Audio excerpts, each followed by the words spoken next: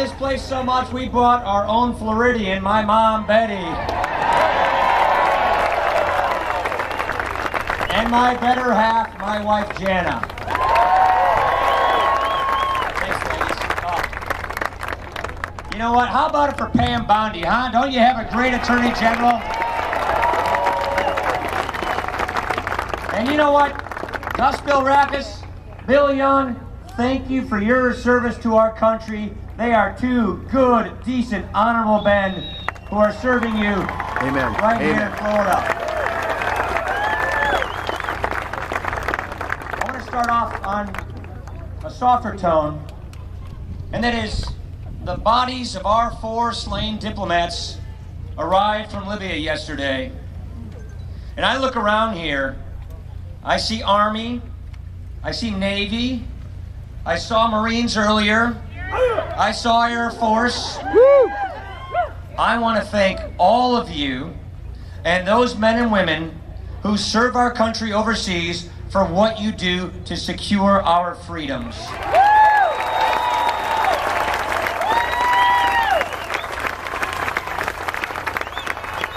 Let's keep them and their families in our prayers, especially today. Friends, this is no ordinary election. This is no ordinary time. We're not just picking, who's going to be the next president for 4 years. We are choosing a path. We are choosing what kind of country do we want to be and what kind of people do we want to be. And the basic question is, do we want 4 more years of the same? No. Do we want to go down the path of debt, doubt, and decline that President Obama has placed us on? No. Or do we want to snap out of this, get things right, and get this country back on track by electing Mitt Romney the next president of the United States?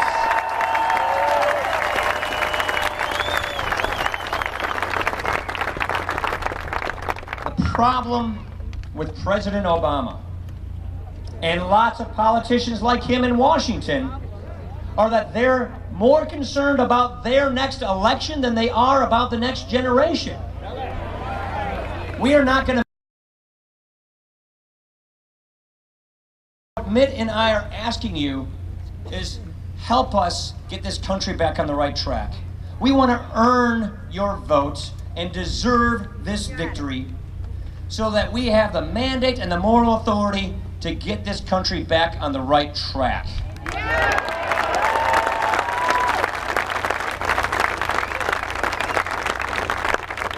Now, to be fair, President Obama came in with some pretty tough times. There are no 2 ways about that. He inherited a difficult situation. But here's the problem. He didn't make things any better, he's made things worse. He's run out of ideas. And that is why, no, he had ideas. Let me correct you there. He had a lot of ideas. And he got most of his ideas in place, and that's the problem. You see, when he came in, he came with one-party rule. President Obama and his party controlled everything. The Obama economic agenda did not fail because it was stopped. It failed because it was passed.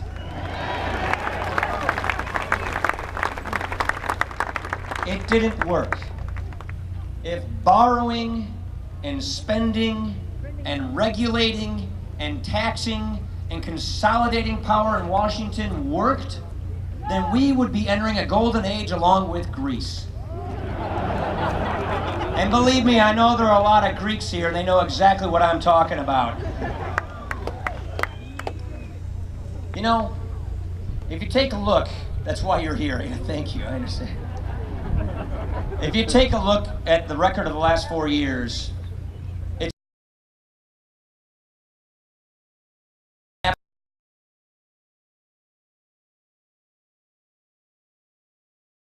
$31 billion of big government spending and borrowing. And he promised that if he passed this, unemployment would never get above 8%. It's been above 8% for 43 months. Now, here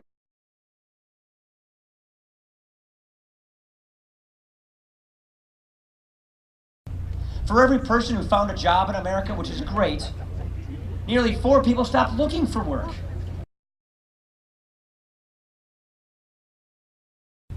And just yesterday, we heard that the Federal Reserve is coming with a new bailout. This matters.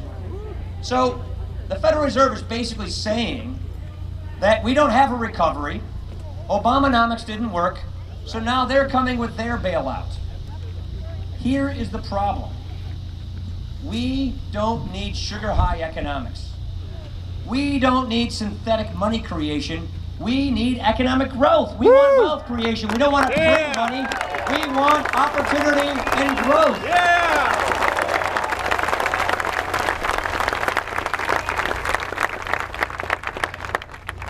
And when they do this to our money, it undermines the credibility of our money. Now, why am I talking about this? Here's why. This may help big banks. It may help Wall Street. But it doesn't help the rest of us who worry about what it's going to cost to fill the gas tank, to cool the house in the summer and heat it in winter, to buy food. Here's the problem. If you have had this vision of your retirement, just like my mom, we have this rule in Wisconsin. When you turn 65, you got to move to Florida for the winter. She follows the rule. But you plan your retirement based on your income. You've got it mapped out. You have it budgeted. Here's how much for food. Here's how much for gas. Here's how much for energy. I hope to play a round of golf on the weekend and go out to dinner. You have a budget. It's based in dollars. And when they undermine the value of our dollar, it wipes out our standard of living. One of the most insidious things the government can do to its people is to debase its currency.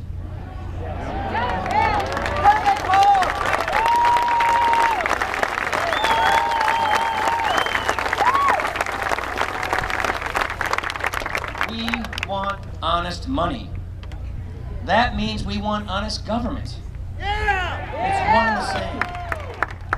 Now, the secret to prosperity is not more money printing. Thank you. Thanks, man. Appreciate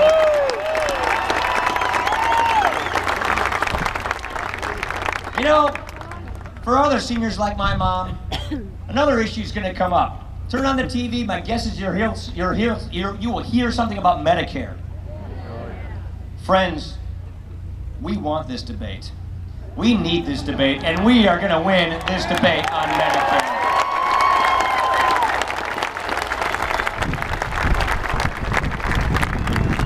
Here's the dirty little secret about Medicare that they don't want you to know.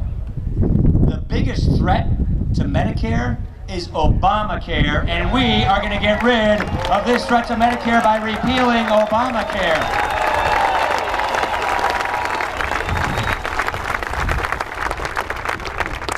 Let them fool you.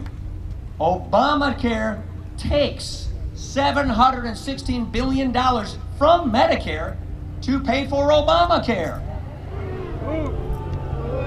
Next time you see a pay stub, next time you see your paycheck, look at the line on payroll taxes called FICA.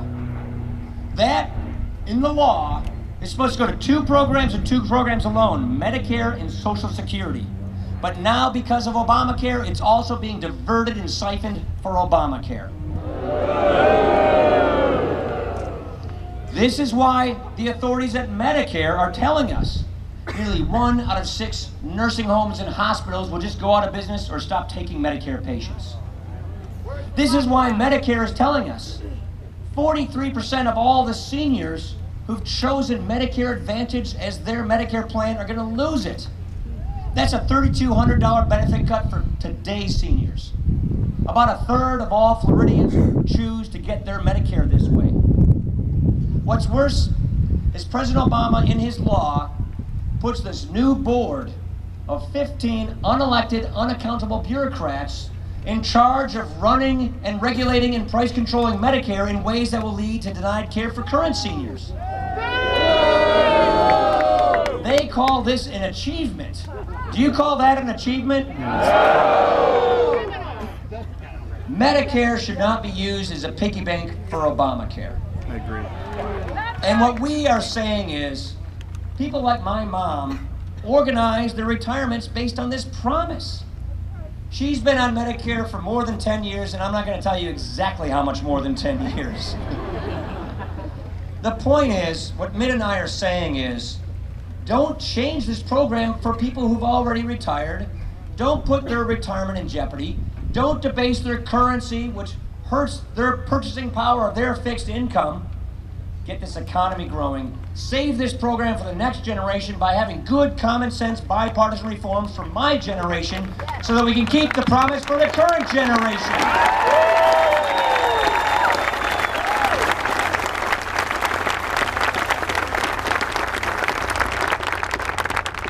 What we need is leadership. We don't have the kind of leadership we need. It is so unique. It is so memorable in my mind about how this moment and the man are meeting so perfectly. You know what the historians like to say? There's one that I read a lot. He says the key characteristics of a leader when a nation needs him are a person has to have a bedrock of principles. A person has to have a moral compass. A person has to have a vision for the country and the proven skills and experience and leadership attributes to get that done. Ladies and gentlemen, that is Mitt Romney.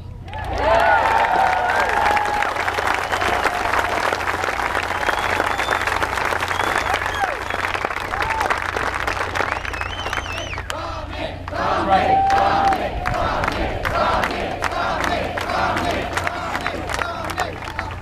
Just look at what this man has done in his life.